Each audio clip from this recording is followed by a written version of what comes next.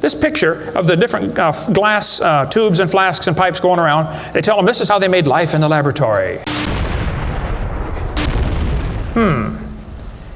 He said he studied the chemical reactions of gases that existed in Earth's primitive atmosphere. Ooh, now this is important, okay?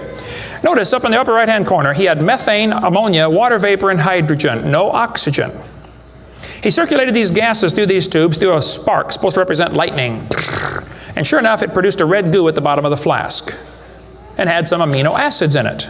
They didn't come close to getting life, though. Miller excluded oxygen in a reducing atmosphere because life could not evolve with oxygen. Anything that got together would oxidize. Cut a banana open, lay it on the table, it'll turn brown, it'll oxidize. Okay, so will an apple, so will anything alive. It'll oxidize. So that's why he didn't have any oxygen in the experiment. One of his gases was ammonia. Well, this creates a real serious problem because ammonia is destroyed by UV light. And UV light must be blocked by ozone, which is made from oxygen. I got a problem here. This textbook says several billion years ago, Earth's atmosphere had no free oxygen. Well, that's just simply not true. Ozone is made from oxygen and it blocks UV light, and ammonia, one of the gases needed for the experiment, is destroyed by UV light. So life cannot evolve without oxygen. But also life cannot evolve with oxygen. Well, I got a solution for that one. It didn't evolve.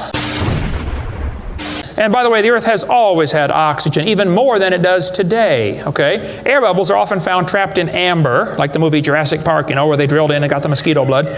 These air bubbles, though, have 50% more oxygen than we do right now.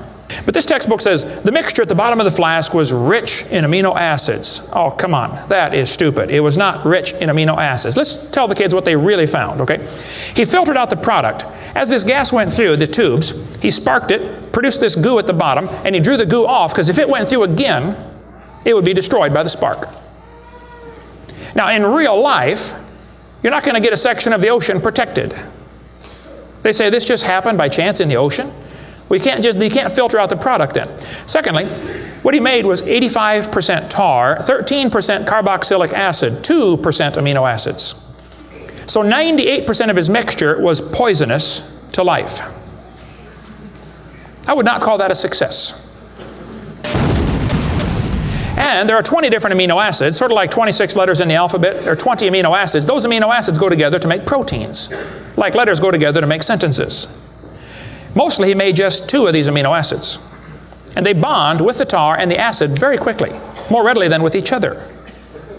It was a failure as an experiment. Amino acids are like letters of the alphabet, sort of like building blocks. You have to have a bunch of amino acids to make a protein. Then you have to have a bunch of proteins to make a cell. And you got to have a bunch of cells to make an organism. And one cell is more complex than a space shuttle.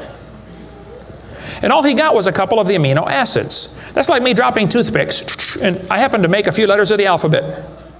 That's possible, isn't it? Toothpicks could fall in the shape of a T, or an H, or an I, or an E. That's possible. But if I'm able to drop toothpicks and produce a few letters of the alphabet, should I therefore conclude that nobody wrote Webster's dictionary? The difference between making a letter with toothpicks and making Webster's dictionary is about like making an amino acid and making a living cell. He didn't come close to making life. He made the equivalent of a few letters, and he actually needed to make huge books. And half of his letters were backwards, left-handed.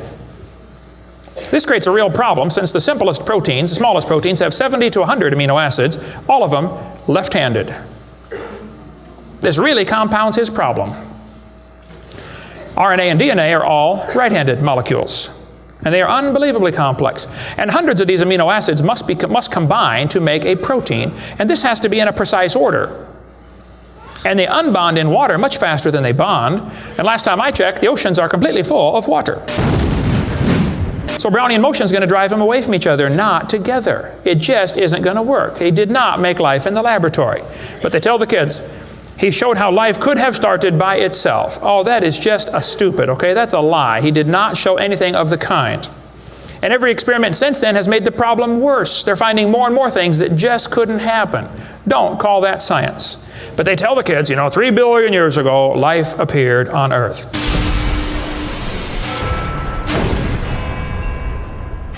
because they received not the love of the truth, that they might be saved. And for this cause God shall send them strong delusion, that they should believe a lie, that they all might be damned who believed not the truth, but had pleasure in unrighteousness.